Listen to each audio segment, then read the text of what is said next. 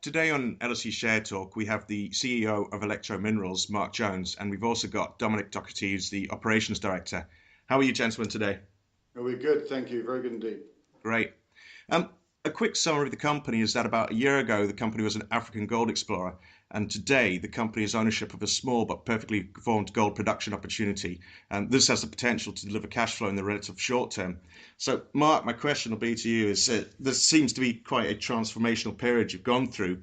Can you give us a bit of insight into Electro Minerals and what your strategy is? Yeah, I think you've stolen our thunder because you've pretty much stated what it is that we've been and where we want to go. But I think let's give it some colour. The reality is that we were very happy being explorers in West Africa. We believed that we had very good ground and that we could deliver opportunity for all stakeholders and particularly for our shareholders by delivering resource ounces. And it became quite clear to us, however, that with the markets changing, that nobody was giving any credence to resource ounces, and it was only those in production that seemed to be able to keep a solid profile and keep their share price up. Despite what we believed was good work, we were delivering resource ounces at our Kasantu East project at less than $5 direct cost per ounce. We just couldn't get the market alight. Our share price was dribbling down. And therefore, Dom and I, along with the rest of the board, sat around and said, we've got to do something about this. We've got to break out of this process of just being an explorer and find ways of bringing in our own cash on which we can then start delivering at all levels.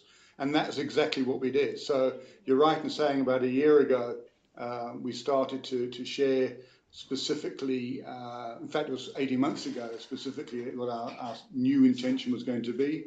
And that meant finding a solution for our West African gold and copper assets, as well as finding a new project to allow us to have comfort that we could get into production. And we announced that in December last year, or November, in fact. Okay, so it's a story of going from just being an explorer to now you're a producer, and you're obviously reducing the risk and bringing in income. That's your intention there. Speaking of which, you recently announced vendor financing. Is it possible you can tell us what this actually means for Alecto? Yeah, clearly we need to find a means to get our properties in Zambia into production, and that means we need cash. We signed up an agreement with a consulting group in South Africa called Penmin, which we announced back in December, just after we announced the acquisition of our Zambian assets. And Penmin specifically are an EPC contractor with very strong links to China. So we sat down with them, went through a number of ways that we believed we could bring in the necessary finance, and we selected a particular company in China called Shanghai, and along with Penmin, we went out to talk to them and agreed there and then what we needed to do to allow them to provide vendor finance. So it was making a feasibility study bankable for them specifically. We then delivered on that, and that came in at the end of February. The resultant position, which we announced to the market, was Shanghai signed up a memorandum stating that they would be willing to work with us on providing vendor financing, and we're currently on that path. So in a nutshell, what we are is waiting, or where we are is waiting for the Chinese to complete on their promises to provide us with the necessary capital to get our Matala project in Zambia into production. Okay, and obviously gold's a bit of the flavour of the month. I mean, you've had Brexit recently, and where do you actually see with the gold price? How do you see this the company fitting within the market? Yeah, I mean, Brexit aside, we're gold bugs, and there's no point pretending we're not. We wouldn't be in this if we weren't, and we make sure we only talk to other gold bugs, so we have mutually beneficial discussions. But if we felt uncomfortable about proving that gold had a future a year ago. It's less difficult now. Obviously, there was a significant jump, as one would expect, with the news of Brexit on Thursday, and Friday's gold price was a biggest high in 2 years, if I remember correctly. That's right. It's come off since then, but it's still over $1,300 unless something sneaky's happened while I've been talking to you. And our finance and our projections are all around a 1,200 gold price. And in fact, our IRR at that price is 67%. So if we redid the numbers at 1,300 gold price, we'll be looking even prettier. So gold is exactly where we need it to be, which is on the rise. With a following wind, we see the gold price slowly, but creating very solid platform around this level and creeping up higher. And that's exactly what our financial partners are thinking. And that's one of the reasons why we're having such good conversations, albeit never at the speed that we would like it to be at. Okay, I mean, that should be good for the shareholders to hear that you've at least been very cautious with the price of gold and you've factored that in. Dominic, you're there, so I'm going to ask you the question about the joint venture you had with Randsgold Resources. They obviously did quite well. I think they jumped up about 14% very recently with Brexit. Can you tell us a bit more about that joint venture? Absolutely, Rob. Well, obviously, we were delighted to see some winners on Friday after Brexit, and Randsgold was certainly one of them. Look, the JV with Randsgold for Santo West project in Western Mali has been alive now for nearly 5 months. They have very experienced exploration teams that know that part of Western Mali extremely well. Obviously, they have the Lulu and Gunkoto mines, some 40 kilometres south of our Santo West project. And they are currently focusing on the main transcurrent shear zone, which is one of the main geological features in Western Mali, running into Senegal.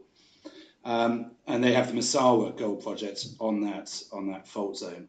Their teams have been on the ground now for about 3 months.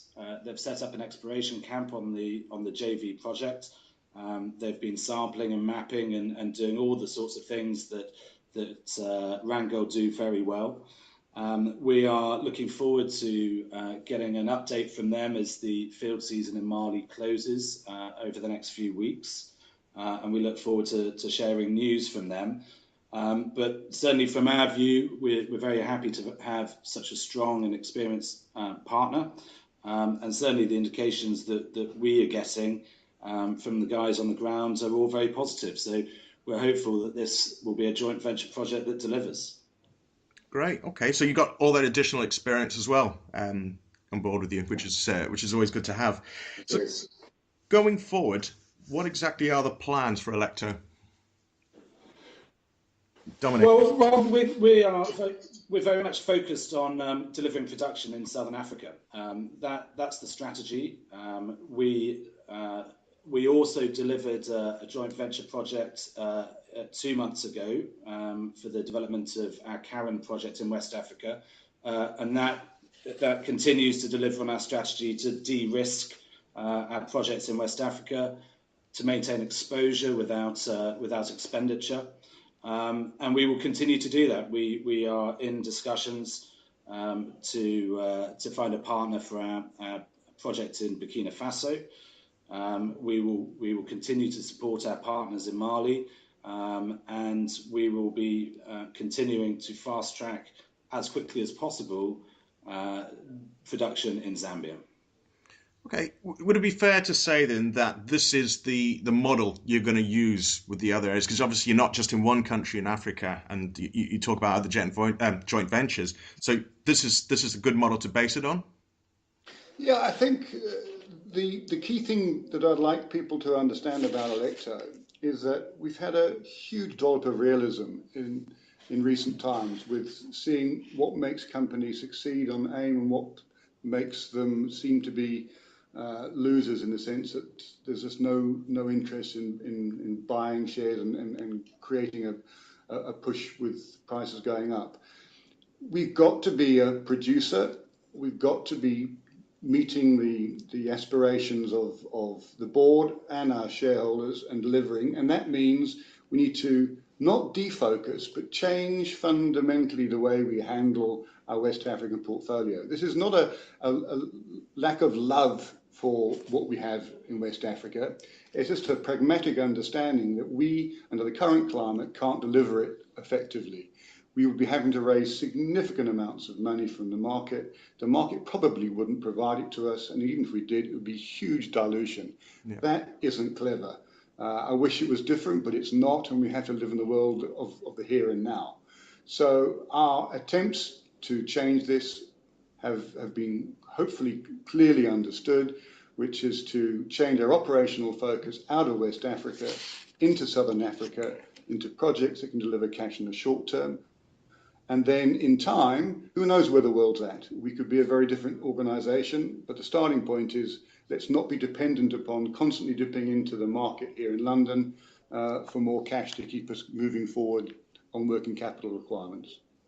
That's certainly quite a positive statement to make, certainly for shareholders. No one likes dilution, so looking to avoid having to do that is certainly something that most of them would like to hear. Mark, Dominic, thank you very much for the update. I'm sure going forward we're going to hear more, and obviously you've got the other joint ventures and other stuff that you can talk about later on in the future when you have the news for us. Thanks a lot for you guys' time today. Thanks very much. It was really good chatting to you. Thanks. Thanks a lot.